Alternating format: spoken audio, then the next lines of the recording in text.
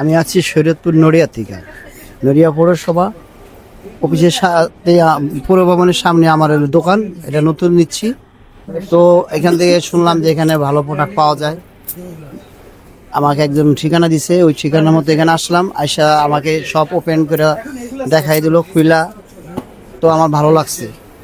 নেক্সটে আমিও অনেকের পাঠাবো যে আমার কাছে জিনিসটা ভালো লাগছে বা ওদের ব্যবহার আছে খুব সুন্দর ভালো।